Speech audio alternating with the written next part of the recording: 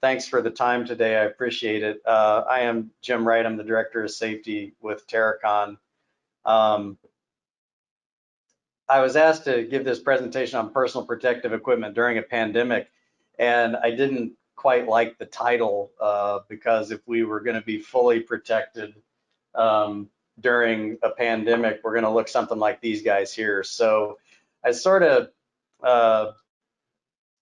didn't like that one, and I changed it to protecting yourself from COVID-19 during a pandemic because PPE is a part of that, but there's a lot more to protecting yourself than just PPE. And I want to set some ground rules first on my presentation here. First of all, I'm a co-chair on our Terracon's COVID-19 response team with our human resources and our legal department. And they get tired of hearing me say this, but I keep telling them stick to the science. We try to really hard stick to the science here at Terracon. We want to leave politics out of this discussion, and we're going to stick to the science. The next thing is, for the purpose of this presentation, when I say COVID or COVID-19, we're talking about coronavirus, SARS-CoV-2. My wife has OCD, and it just really bothered her when this whole pandemic started that people were calling it different things. So whatever we're talking about here, we're talking about COVID and the things we're dealing with every day.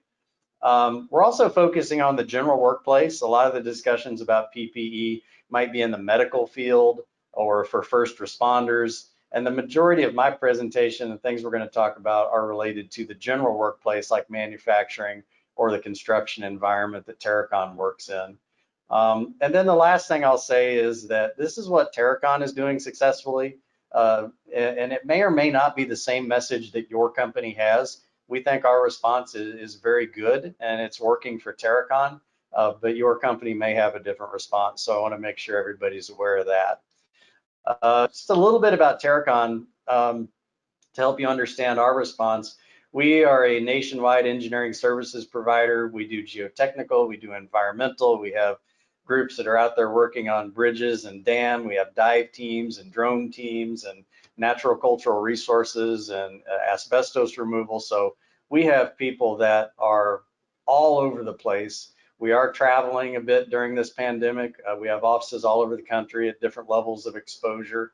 So lots of things to consider when we're pre-test planning for our work out in the field. And a little bit about, I guess the other thing I'll say about Terracon is we have over 100 certified industrial hygienists and safety professionals that are willing to help us in this pandemic. So it's really great to have that resource. A little bit about me, you might be thinking, why is this guy talking about COVID? I came out of a pre-med chemistry degree and went into industrial hygiene and immediately disappointed my mother by not going to medical school and got into the drilling business of all things.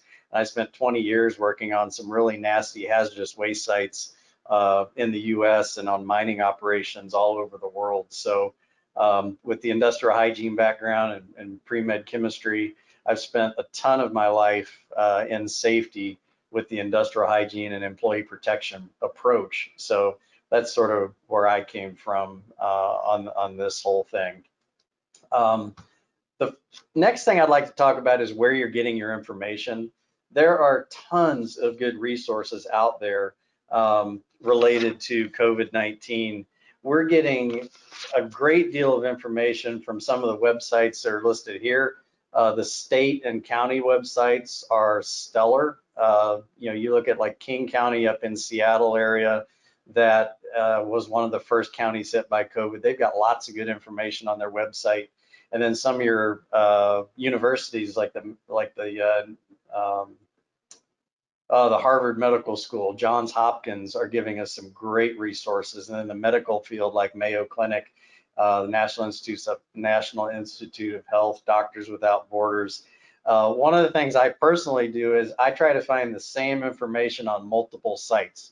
And I know there's a lot of contradictory information that's coming out, but if you can find it on about 3 or more of these medical school sites, chances are it's good information and something you can plan around. So please use those reputable organizations. I'm not going to mention any of the websites that you should probably stay away from, These reputable websites are great for resources. And when we talk about protecting ourselves from COVID and assigning PPE, we definitely want to talk about how COVID-19 is transmitted.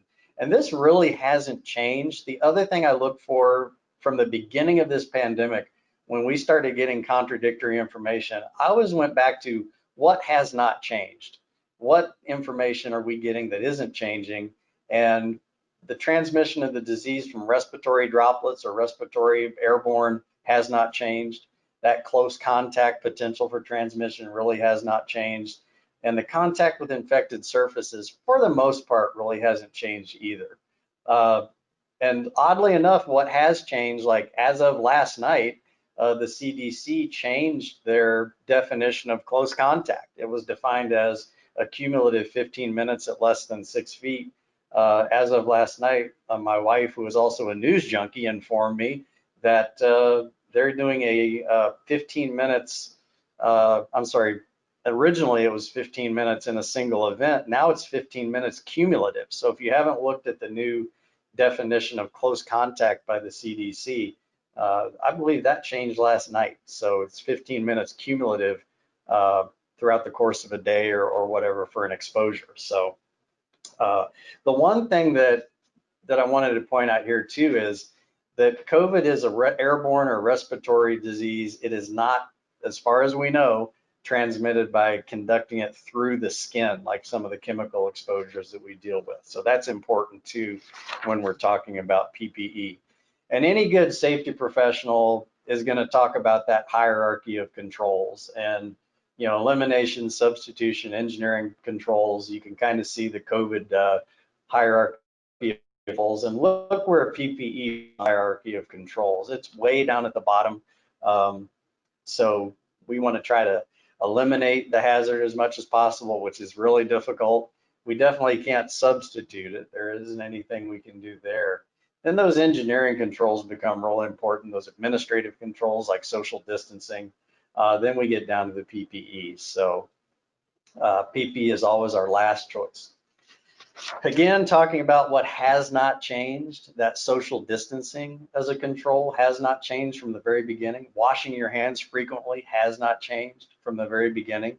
Staying home if you're sick, coughing or using those good personal hygiene practices, coughing into your sleeve, and then cleaning surfaces frequently. None of those things have changed from the very beginning of this pandemic till now. Those are all first lines of defenses for us to protect ourselves from COVID. So let's talk about the easy one first, contact exposure. Very early, and one of the things I'm trying to do is I'm trying to put some references in my presentation, and it's been a long time since I've written a paper and I know exactly how to cite references, but I'm trying really hard to use good reputable sources. And very early in the pandemic, a study was put out comparing SARS-CoV-2 to SARS-CoV-1 about how long it lives on surfaces. And we're talking about that direct contact and that indirect contact. And for the most part, this hasn't changed either. I was kind of looking over the last couple of days to find any additional studies. And it's still saying that, you know, COVID lives longest on flat, smooth surfaces. It does not like rough, uneven surfaces. So oddly enough, it survives the least on cardboard and fabric and copper, and it survives the longest on things like stainless steel and wood and glass. So when we're talking about protecting ourselves and cleaning surfaces, it's important to consider these the life expectancy of COVID on some of the surfaces, and some good studies have been done on that. Vehicles is probably the one that I get asked most about at Terracon, and our approach to vehicles is if somebody who contracts COVID was in one of our vehicles driving it, we place that vehicle out of service for 3 days.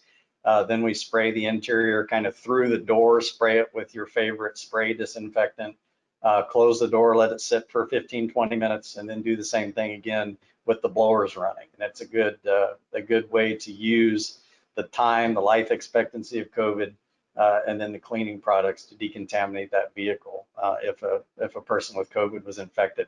Not to mention the normal cleaning processes that we do every day after our drivers use the vehicle. Another couple of really good resources that we've been using a lot is the list in the EPA list, which is a disinfectants that are approved to kill COVID or kill coronavirus. That website we're getting a lot of use out of. And then the other thing, early in the pandemic, I can't find Clorox wipes. What do? I can't find approved cleaning supplies. It was always easy, I don't say always easy, but it was fairly easy to find bleach. The CDC has a website about how to make a 0.1% chlorine solution out of bleach or even out of pool tablets like HTH and things that we use to disinfect our pools. So there's some good resources there. The one thing that we always point out to people is that they want to use the proper personal protective equipment for the product itself. So pull down the safety data sheet and look at the product that you're using for cleaning. If you're using a bleach solution, it's probably okay to kind of rinse your skin off with it at a 0.1% level, but not really designed for, bleach isn't designed for cleaning the person. So we want to follow all the safety procedures for using some of these products. And definitely early in the pandemic, I think there was some stuff floating around about injecting bleach into your skin. I have no idea where that came from, but absolutely not on that. The other thing we want to get across to everybody is don't make homemade cleaning products out of mixing the different types of chemicals. So bleach plus vinegar, I always joke around that no matter what your brother-in-law's, uncle's, friends, cousins tells you, or no matter what you read on some of those social media platforms, mixing cleaning products is dangerous. So really, when you go to mix products, and we're continually communicating that.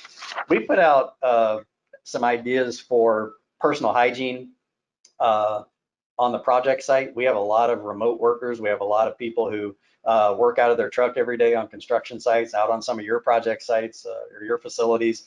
And we wanted our people to be self-sufficient. We didn't want them to rely on that porta-john or that water cleaning station out on the construction site. So we built these personal hygiene kits and gave them some recommendations on things they should carry in those. And one of the big things is people are getting all wrapped up about finding Clorox wipes. And from the very beginning, soap and water has been a great way to kill COVID. It breaks down the exterior of the virus and kills it fairly quickly. So it was always pretty easy to find cleaning hand soap. It was always pretty easy to find dish soap. It was fairly easy to find laundry soap, and you could make a good cleaning solution out of a lot of those soaps. The ammonia-based cleaners for our vehicles, Pine Sol worked really well. That was pretty easy to find. It's not on the COVID list, but it is a good disinfectant cleaner. And then hand sanitizer, using paper towels as opposed to reusable rags, and then sending our people out with their own water supply that they can wash their hands. So this was a great thing that we did. I personally recommend the Chiefs Super Bowl buckets that you can see in the background there, but your choice is up to you. So the next thing, when we get into PPE, what about gloves? A lot of people are talking about gloves. Unfortunately, you see them all over the parking lot at the grocery store. And it's important, like I said in the beginning, COVID isn't absorbed through the skin. So maybe in a medical environment, if you're a first responder, you're using those gloves for other protective methods like bloodborne pathogens and whatnot. I don't see a real valuable use of nitrile or surgical type gloves in the construction or the manufacturing environment, because really the glove just becomes an extension of your skin. So if you get the virus on the glove and you touch your face or you touch your mouth, you still risk that exposure. So we're not really pushing nitrile or surgical glove use at Terracon. We are pushing glove use because of the hammers and the things that we use every day that can injure your hands, the sharp objects in soil, the things our geotechnical professionals deal with. But we're really not pushing gloves as a preventative measure for COVID-19, just because it's not absorbed, and we're more concerned about the hazards of sharp objects on our project sites than COVID coming through the hands. So now we're going to get into the more difficult one, respiratory exposure. This is not one that a lot of people are very passionate about protecting themselves from that respiratory exposure. And one of the things that they always push back on, cloth face coverings don't protect me from the virus. That is absolutely true. Science agrees. I don't recall ever seeing a reputable study that says a cloth face covering or a bandana or any of the stuff that came out when respirators were much harder to find, like your N95s. Nobody ever said that the cloth face coverings would protect the wearer. It has always been communicated that cloth face coverings are meant to protect someone from transmitting the disease when they're asymptomatic, or reduce the potential exposure from the transmission of your exhalation. So absolutely, I agree that the cloth face coverings, the bandanas, the homemade face coverings were never designed to protect the wearer. They were designed to protect people who might be around the wearer, and that if everybody wore those cloth face coverings, it would reduce the exposure. Now, the N95s and the KN95s do provide some protection, and we'll talk a little bit about that in a couple of minutes. One of the arguments I've always used is anybody in the construction business, the people are saying cloth face coverings don't filter the virus. Science agrees. They've never said cloth face coverings will filter the virus, but it does help. And a good example of that is anybody who's ever used hay bales for erosion control. It doesn't filter everything. There's still muddy water that gets through those hay bales, but it does filter a good portion of it. Another thing, as an Eagle Scout, I was an Eagle Scout growing up, and they taught us how to filter creek water using an old plastic bottle and leaves and moss and our bandanas, our neckerchiefs that we used to wear. And absolutely, it did not filter everything out of that creek water, but it took a good portion of the nastiness out of it. And that's the purpose of the cloth face coverings, is just to reduce a little bit of that potential transmission and help protect us a little bit more in conjunction with social distancing and washing hands and things like that. You may have seen this graphic on the internet. One of the things that I've always been honest about with the Terracon team is I will tell people when there's something that isn't right, and this graphic is not correct. The intent of the graphic is correct, and I love Snopes.com, by the way, to help fact check things. That's a great fact check website. The intent of the graphic is correct. If two people are not wearing masks, the transmission probability is higher. If two people are wearing masks, the transmission probability is lower. But there is no science or no studies that support the metrics on this graphic. So to say it's 90% or 5% or 1.5%, somebody made this graphic up. So the numbers on there are not correct, but the intent of that graphic is correct in general. And one of the good studies that came out a few months ago in August was a Duke University study where they tested these 14 different types of face coverings and they evaluated their effectiveness. And I hate using the word common sense. The word common sense as a safety professional because we know it's not a great thing to weigh on. But it really does make sense that these bandana type coverings and fleece coverings and knitted face coverings are not that great at filtering the virus. But as you get down to the 2-layer, double-layer cotton, they're excellent. They do a much better job. As you get down to the N95 and the surgical masks, surprisingly, and the double-layer poly cotton polypropylene, they do a much better job of providing a filtration. So that Duke University study, you can Google a lot of this stuff, search it online and find it. But it was a good, very basic, very simple study about face coverings and their effectiveness. I spend a lot of time looking at some of the other websites, And if you remember early on in the pandemic, the FDA released an approval for the temporary use of KN95 and Chinese-made respirators. The KN95 respirator is similar to the N95 respirator, but it's the Asian certification as opposed to the US ANSI certification. The FDA approved those for temporary use, but the two things that they approved them for were for protecting workers and primarily as a backstop for the medical field. We did use them a little bit for silica exposure when the N95s were hard to find, and for exposures where the N95s were used for personal protection. But don't confuse the FDA letter and approval with you can't wear them for your own personal use. Absolutely, wear the KN95 as a face covering. It's fine. It does a good job of filtering or providing a little protection to the wearer, but also providing that face covering that the CDC is asking us to wear.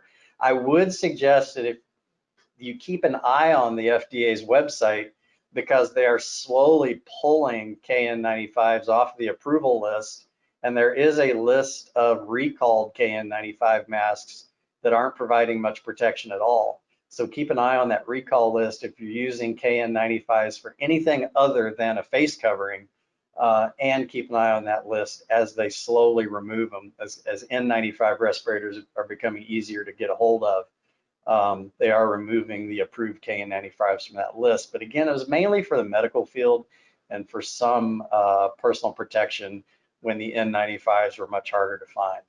When we talk a little bit about the KN95 versus the N95 versus a surgical, as I said, the KN95 is just the Asian sort of certified version of the N95 mask. It's tested to almost the same criteria as the N95. But really, I find them a little bit smaller because they are designed for Asians. They're a little bit smaller on the face, so some of the larger faces don't fit the KN95 as well. And again, mainly for just a face covering use, we really need to try to get back to the N95s if we're using them for any type of personal protection, whether it's asbestos or silica or anything like that. Surprisingly, the surgical mask does a good job. If you go back to that Duke study, the surgical mask is right up there at the top of the list because of the folds in the mask and the way the mask is designed. It does a good job of as a face covering for COVID protection. So the surgicals, I just got an order of 25,000 in for Terracon use for face coverings. They're doing a great, they do a good job of face coverings. So consider those as well. They're much easier to find. They're fairly inexpensive now, quite disposable. So those are good. These here, I don't even know what to call them. I used to call them coffee filters when I was in the drilling business, because they just, the paint masks that you can find at Home Depot or Lowe's or any one of your favorite big box stores are just useless. They provide so little protection for anything. I've just always recommended staying away from them in my operations. What we're recommending for a face covering is a minimum 2-ply cotton. We're getting some really good 2-ply cotton masks. We've got our logos put on them, and you can find these all over now. Most of your t-shirt shops and print shops have them available. But the 2-ply cotton is a great middle of the road choice. It balances the effectiveness of a face covering without being too difficult to breathe through in hot, humid, heat stress type environments. And it is important to realize they are not rated by the FDA or NIOSH. They are not a surgical mask or an N95. It shouldn't be used in a manufacturing or industrial setting or a medical setting. They're really only designed to meet the requirement of the face covering that the local agencies are asking us to comply with. And they don't take the place of social distancing, and they don't take the place of good hygiene. So very important in your communications with your people that you point that out.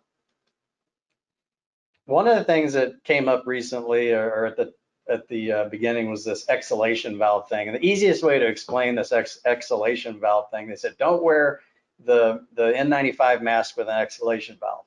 And the easiest way to explain it is like the garden hose nozzle.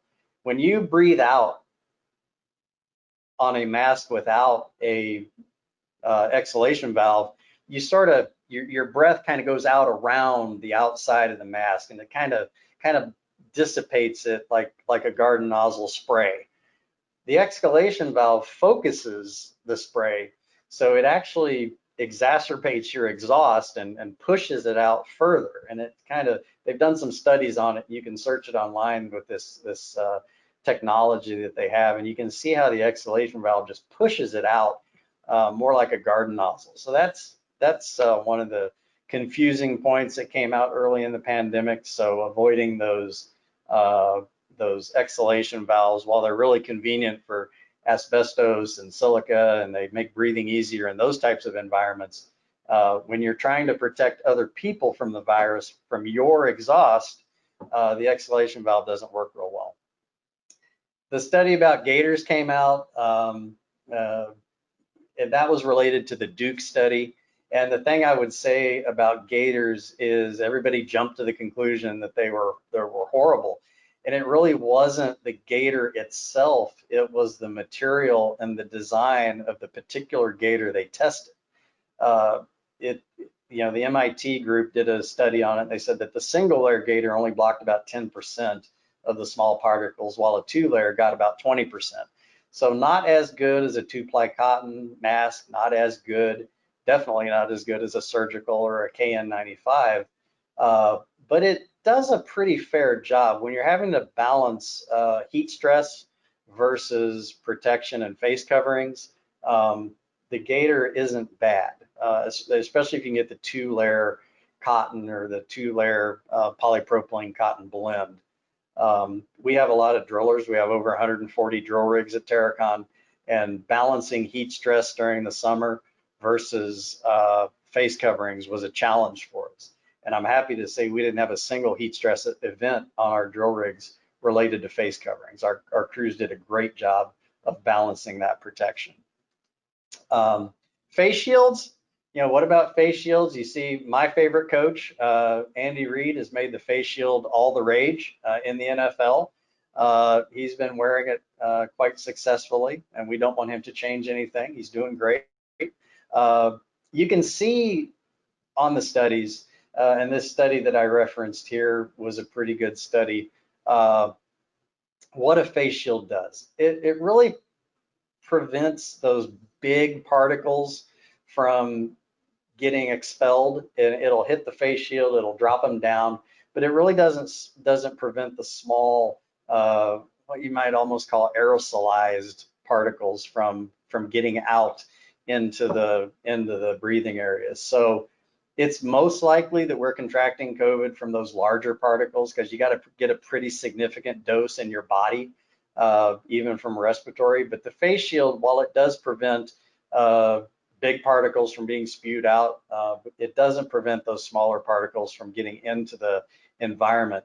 And the best use of the face shield, based on a study that I found, was to use a face covering and a face shield, and that really helped reduce the exposure. So face shields in and of themselves aren't great, but maybe in an outdoor environment, or an environment where, or somebody who maybe tends to spew a little bit when they talk, or they're excited, or they have to yell in an environment like that, they do a decent job of blocking the bigger particles. And the science that supports it, there's a lot of studies out there. I really challenge you to use the internet to your advantage, find those reputable sources, and just search coronavirus mask studies. And there's tons of them that I was able to find that supports the use of face coverings. Again, the politics that have come into play are just really defeating the intent of what the face covering is all about. And if we could just step away from our politics and look at the science. The science proves it. The science is out there. Anybody that says that there's no science to support face covering isn't looking in the right place. I would also say that choosing not to wear a face covering, and this is me talking, is a very selfish act. I can, if I get COVID, that's my choice. But if I give someone COVID, that's selfish. And if I can prevent that from using a face covering, then I should do that as a good human being. Our CEO, Gail Packard, has said this quite a few times. We may be done with COVID, but COVID isn't done with us. She says that every day as often as she can. A lot of us are getting real tired about COVID. There's this thing called COVID fatigue, that people are just done with COVID. And again, as a safety professional, I consider that an excuse, and a pretty lame excuse. We don't get fatigued from wearing a hard hat. We don't get fatigued from wearing safety glasses or wearing a seatbelt. But for some reason, we're using COVID fatigue as an excuse to let up on the gas and not use our protective measures that we should. And I will just challenge you to, we're using the Johns Hopkins website, coronavirus at JHU.edu. If you look at the map today, it's ugly. You can see the areas that are being affected by COVID, whether you want to use positivity rates, whether you want to use hospitalization rates, whether you want to use fatality rates, don't care. You can filter this map any way you want to. The red blotches stay the same. Our centers of population are getting hammered with this. If you don't know somebody by now that's had COVID or even passed away from COVID, you're probably pretty lucky. But it's still out there. It is definitely still out there. It is definitely something that we need to stay on top of. And if we have care and concern for our employees and our families and our fellow human beings, we need to do everything we can to reduce the spread. So thank you all for your time. If you have any questions, comments, if I just misrepresented anything completely horribly, please send us an email at safety@terracon.com, and we'd be happy to help you try to navigate this crazy world we're living in and get through this pandemic. So again, appreciate the time. Thank you so much, and stay safe.